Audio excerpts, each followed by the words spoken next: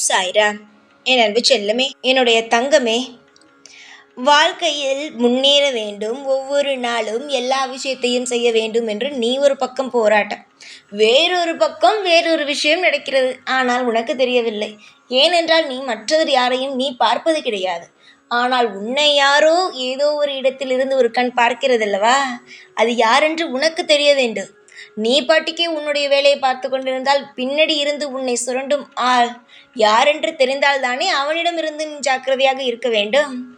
நீ சுதாரிப்பாகவும் நீ பாதுகாப்பாகவும் இருந்தால்தான் உன்னுடைய குடும்பம் பாதுகாப்பாக இருக்கும், உன்னுடைய தொழில் பாதுகாப்பாக இருக்கும்.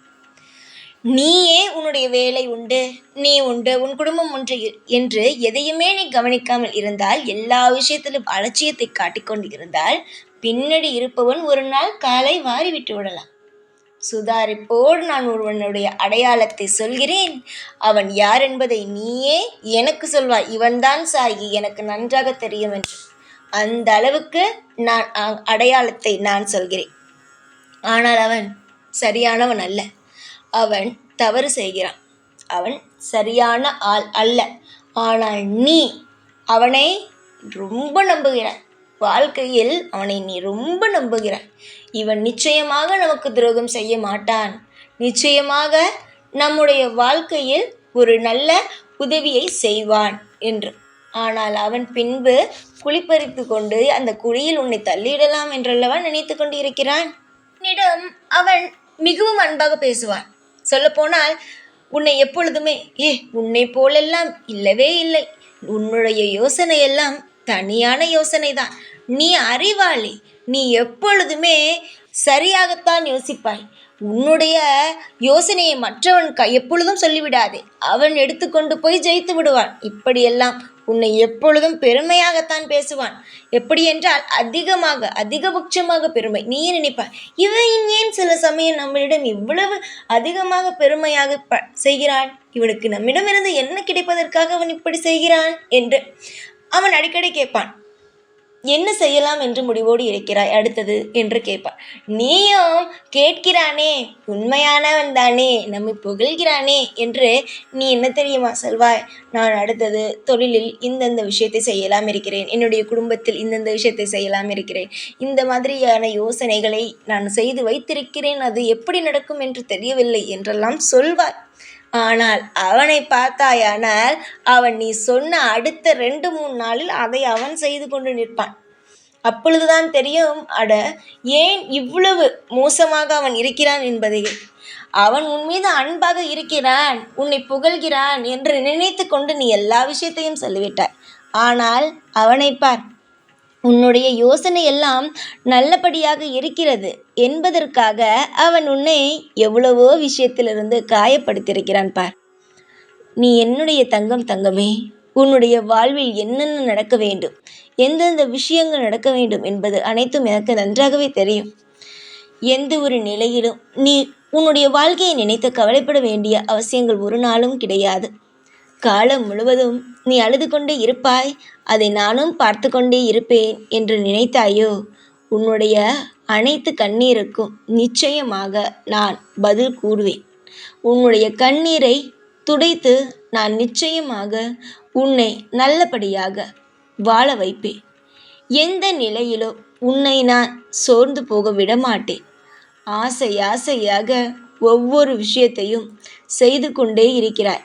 இந்த விஷயம் நல்லது நடக்கும், அந்த விஷயம் நல்லது நடக்கும் என்று ஒவ்வொரு விஷயத்திலும் ஆர்வத்தை காட்டி செய்து கொண்டு இருக்கிறார். ஆனால் திடீரென்று அது வேறொரு நபர் அதை செய்யும் பொழுது நம்மிடமே இருந்து கொண்டு இவன் இப்படியெல்லாம் வேலையை செய்து விட்டானே என்று நீ மனதை போட்டு குழப்பிக் கொள்கிறாய். என்னுடைய அழகான தங்கமே, அனைத்து கஷ்டமும் நேற்று இரவோடு முடிந்துவிட்டது. இன்றிலிருந்து சந்தோஷங்கள் துவங்க ஆரம்பித்து விட்டது. யாரை பார்த்தோம் பயப்பட வேண்டும் என்ற அவசியம் கிடையாது. அதுபோல இந்த விஷயம் நடக்காமல் இருக்குமோ, அந்த விஷயம் நடக்காமல் போய்விடுமோ என்ற பயமும் உனக்கு தேவையல்ல.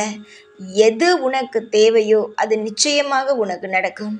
எது உனக்கு தேவையில்லையோ அது நிச்சயமாக நான் உனக்கு தரமாட்டேன். எதையும் நான் அவசரப்பட்டு செய்பவன் நான் அல்ல. பொறுமையாக நிதானமாக தன்னுடைய பிள்ளைகளுக்கு எது கொடுத்தால் அவர்கள் சந்தோஷமாக ஏற்றுக்கொள்வார்கள் என்று தெரிந்து ஒவ்வொரு விஷயத்தையும் நான் கொடுப்பேன். அதனால்தான் பொறுமையாக இருங்கள், நான் தருகிறேன் என்றே உங்களுக்கு சொல்வேன். ஒவ்வொரு நாளும் ஒவ்வொரு வித்தியாசமான விஷயங்கள் எல்லாம் நடக்க ஆரம்பிக்கும். அதனால் எல்லா நேரமும் இப்படித்தான் இருக்கும் என்று நினைத்து மனதை எப்பொழுதும் கலங்க வைத்து கொண்டே இருக்க வேண்டாம். சந்தோஷமாக இருக்கும் வழியை பார், சந்தோஷத்தை தேடு. நீ கவலையைத்தான் அதிகமாக நினைக்கிறாய். உன் வாழ்க்கையில் இதுவரைக்கும் சந்தோஷமே நடந்தது இல்லையா? சந்தோஷத்தை தேடு. மனதில் ஆறுதலான வார்த்தையை சொல். உன்னுடைய வாழ்க்கைக்கு மற்றவர்கள் சொல்லும் ஆறுதலான வார்த்தையை விட நீயே உனக்கு சொல்லிக்கொள்ளும் பொழுது அதிகமான நம்பிக்கையும் அதிகமான சக்திகளும் உனக்கு கிடைக்க ஆரம்பிக்கும். உடனடியாக ஒரு மனம் பதட்டத்தோடு இருக்கும் பொழுது என்ன தோன்றும்? யாரிடமாவது பேசினால் நன்றாக இருக்குமே, ஆறுதலான வார்த்தை கிடைக்குமே என்று தோன்றும் அல்லவா? என்னிடம் வா, உனக்கு ஆறுதலாகவும் அடுத்தடுத்து உன்னுடைய வாழ்க்கையில் என்னப்படி உன் வாழ்க்கையில் நீ முன்னேறப் போகிறாய் என்பதையும் தெளிவாக சொல்கிறேன். ஆரம்ப காலகட்டம் கஷ்டமாக இருந்தது. அடுத்தடுத்து உன்னுடைய வாழ்க்கையை ஒவ்வொன்றாக நீ மேலே மேலே மேலே கொண்டு வந்தாய். இதே போல உன்னுடைய வாழ்க்கையில் இன்னும் அதிகமான மேலே நீ வருவாய். காரணமில்லாமல் எதையும் நான் சொல்லவில்லை, காரணத்தோடு தான் சொல்கிறேன். சதா சர்வ காலமும் நானே இருப்பேன். மங்களங்கள் நிறைந்து சர்வ சத்தியமாக எல்லா நல்ல விஷயத்தையும் செய்து கொடுப்பேன். உன்னுடைய எதிர்காலம் எல்லாம் எதுவுமே என்னிடம் இல்லை என்று சொல்லவே முடியாத அளவுக்கு உன் வாழ்க்கையில் பல அற்புதங்களையும் அதிசயங்களையும் நான் உன் வாழ்க்கையில் நிரப்பி வைத்து காமிப்பேன். யோசிக்க ஒன்றுமே இல்லை தங்கமே. வாழ்க்கையில் எழுந்து உன்னுடைய வேலையை செய். மற்றவனால் நீ காயப்படுவாய் என்பது எனக்கு நன்றாகவே தெரியும். எப்பொழுதும் நம்பிக்கையை அதிகமாக யார் மீது வைக்கிறார்களோ அவர்கள்தானே கடைசியில் ஏமாற்றி விடுவார்கள். உன்னுடைய வாழ்க்கையில் நண்பன் என்று நிறைய நபர்களிடம் உன்னுடைய வாழ்க்கையில் இதை செய்யப்போகிறேன் அதை செய்யப்போகிறேன் என்று சொல்லி நீ ஏமாந்து இருக்கிறாய். இப்பொழுதும் அதே மாதிரியான தவறுகளை தான் செய்கிறாய். உன்னுடைய வாழ்க்கையில் நீ என்ன திட்டங்களை வைத்திருக்கிறாயோ அந்த திட்டத்தை எல்லாம் வெளியில் சொல்கிறாய். அதை அவரவர்கள் செய்து முன்னுக்கு வந்து விடுகிறார்கள். அதெல்லாம் செய்யாதே. நல்லவன் எப்பொழுதுமே ஒரு நபர் ஒரு விஷயத்தை செய்தால் அதை திரும்ப அவன் செய்ய மாட்டான். அது அவனுடையது, அவனை பார்த்து நாம் ஏன் செய்ய வேண்டும் என்று நினைப்பான். பொறாமை பிடித்தவனும் தேவையில்லாமல் அடுத்தவனுடைய வாழ்க்கையில் விளையாட வேண்டும், அவன் முன்னேறக்கூடாது என்று நினைப்பவன் மட்டும்தான் இந்த மாதிரியான கெட்ட விஷயங்களை எல்லாம் செய்வான். அது போன்ற நபரிடம் பார்த்து இரு. நீ எப்பொழுதும் உன் வாழ்க்கையில் எதையாவது நீ செய்ய போகிறாய் என்றால் முன்பே வெளியில் காட்டிக்கொள்ள வேண்டாம். சந்தோஷமாகவும் உன்னுடைய வாழ்க்கையில் நான் உனக்கு எல்லாவற்றையும் தருவேன். அடையாளத்தோடு அந்த நபரை உனக்கு சொல்லிவிட்டேன். நீதான் இனிமேல் பாதுகாப்பாக எப்பொழுதும் கண்ணும் கருத்துமாக இருக்க வேண்டும். ஒவ்வொரு முறையும் நானும் உனக்கு சொல்வேன், திரும்ப திரும்ப அதே தவறை செய்வாயா? இனிமேல் வாழ்க்கையை எப்படி வாழ வேண்டும் என்று பார்த்து நிம்மதியாக சந்தோஷமாக சகல சௌபாக்கியத்தோடு வாழ பழகு. யார் யார் எப்படிப்பட்டவர்கள் என்று புரிந்து பழகு. யார் நீ செய்யும் விஷயத்தை அடுத்த நொடியே செய்கிறார்களோ அவர்களிடம் பழகாது. அதுதான் முக்கியமாக நீ கீழே போவதற்கு முதலடி. உன்னை பார்த்து மற்றவன் ஒரு விஷயத்தை செய்கிறான் என்றால் உனக்கு அதில் சறுக்கல் வந்துவிடும். நீ சொன்னால்தானே, நீ சொல்லாவிட்டால் உன் வாழ்க்கையில் என்ன நடக்கிறது என்று அவனுக்கு தெரியாதல்லவா? சொல்லாதே. உன்னுடைய வாழ்க்கை பக்கத்திலேயே விடாதே. அமோகமாக இருங்கள். நீயே சில சமயம் நினைத்திருப்பாய், நான் செய்வதையே இவன் செய்கிறான், ஏன் இவ்வளவு பொறாமைப்படுகிறான் என்று. பொறாமைப்படுபவன் எப்பொழுதும் பக்கத்தில் வைத்திருக்க கூடாது.